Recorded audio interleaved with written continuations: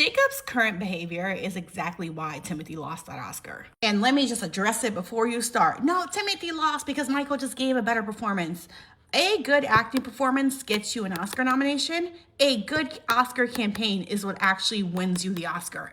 Michael B. Jordan could have given the same exact performance on that screen, and had he behaved the way that Timothy behaved during that Oscar campaign, he would have lost. Michael winning over Timothy had very little to do with the acting performances and what happened on the screen. It had everything to do with the way that they both behaved during the Oscar campaign. Michael ran a better campaign. It's hard to have a conversation with you guys about how the industry works and like how things are viewed by the people in power without you like getting offended and thinking that it's like my personal opinion that I'm imposing on these people. So when we're having a conversation about the Kardashians, I'm explaining how they're viewed and like what their impact in Hollywood culture is in general, right? You get really offended. You're like, you're just a misogynist. It's like, I'm just a realist. I am just a realist. I'm sorry that you live in a bubble where everyone loves everyone and everything is perfectly fine and there are no consequences or people, everything is just fair and people are not prejudged by their actions and by who they associate themselves. I'm glad that you live in that bubble. But in reality, in actuality, so when I said, what was that, 3 years ago maybe, I was like, Timothée Chalamet is not going to win an Oscar with Kylie Jenner by his side. It's not going to happen. They're not going to give it to him. I was like, the industry absolutely hates this family. And then this year, when I went on to discuss that there was an opportunity because they've been together for so long to rehab her image and to kind of make it better and make these people more welcoming of her. And the fact that they didn't do it is, again, another reason why these people hate this family. When people are discussing the alleged Kardashian curse and making it seem like it's like some kind of like spiritual, which I don't know, maybe it is, I don't know. But if I'm looking at it from a practical standpoint and this alleged curse, right, what it really is just that this is a family of women who have used their looks to get ahead, which is no tea, no shade. If I had the opportunity, I would do it too, right?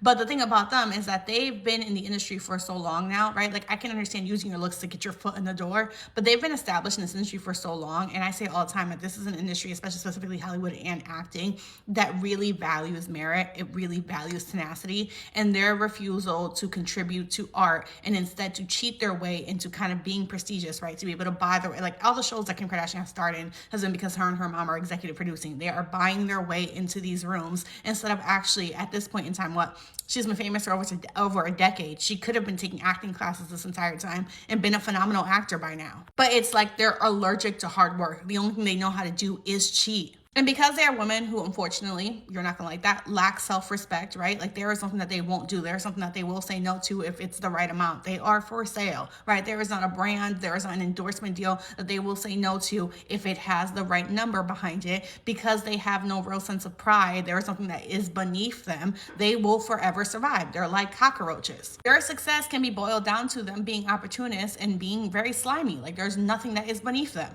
So because of that, they've been able to kind of sneak their way into rooms that they don't deserve to be in because they can kiss the right asses. So over time, they have adapted this idea that you can cheat your way, right? Like if rules exist, we don't have to abide by those rules. We will be perfectly fine. We will inevitably be accepted into these rooms. People will learn to get over it. We will be here. And then when they get with these men, what I would argue actually happens, it's not some magical curse, it's that their attitude of being entitled, of being spoiled, of being like, we can do whatever we want and no one can stop us, they teach it to their boyfriends. Their attitude is, it'll be fine. You'll get yelled at by the general public or by people for like a month or two, but then people will inevitably get over it because that's what happens with the Kardashians, right? Every time they do something they're not supposed to do, they get a tiny bit of backlash, but eventually they bounce back and people get over it. So they tell their partners the same thing. You can do whatever you want. It's fine. People will be mad at you for like a month. Just pretend not to care, and then people will get over it. It will be fine. Just do whatever you want. These rules don't matter. They've never had to abide by rules, and then they pass that attitude on to their partners of like, these rules don't matter. It's fine. Just do whatever you want. Trust me, my mom will fix it. It's fine. Do whatever you want. Like we just watched Timothée Chalamet run one of the most unconventional Oscar campaigns we've seen in a long time, and opting to opt out of traditional press and doing kind of these things that usually are really frowned upon, right? And doing it the entire time and being like, it's fine. If I'm flashy enough, if it makes enough buzz, they'll give me the award anyways because I'm that good. The Oscars told him no simply off of that because they're like, it sets a precedent. If we let you do whatever you want under the guise of you're so talented, you should be able to get away with doing whatever you want because who cares as long as you're talented, every other young actor who's arrogant enough will follow suit. And that is what we're seeing happen with Jacob Elordi. When Jacob Elordi was just doing his Oscar campaign run for Press for Frankenstein, he fell in line. He did all the traditional things, right? And obviously, like, he was never going to win. It was a tight category, but it was an honor to be nominated, and it said well for like what his future was like. And now it's gotten in his ear that you're so talented, you don't have to follow rules. You're so talented, you can snub things if you don't want to. If you don't want to go to it, don't go to it. Don't do press. Don't live up to your obligations. Who gives a fuck? Do whatever you want. You're so talented, they'll award you anyways. It is what I love to call the arrogance of youth, right? And it's the belief that there is a system set in place that goes back literally 100 years, and you think that you are the second coming of Jesus, that you happen to be the first actor in this 100-year history who is just so talented, that your talented well surpasses tradition. It well surpasses the need to follow protocol. And my favorite example ever is if they made Leonardo fall in line. None of you are better actors than Leonardo. None of you are more talented than he is. And they made him clean up his act and fall in line. You think that you're going to be the exception, that you're going to be the one that breaks the mold?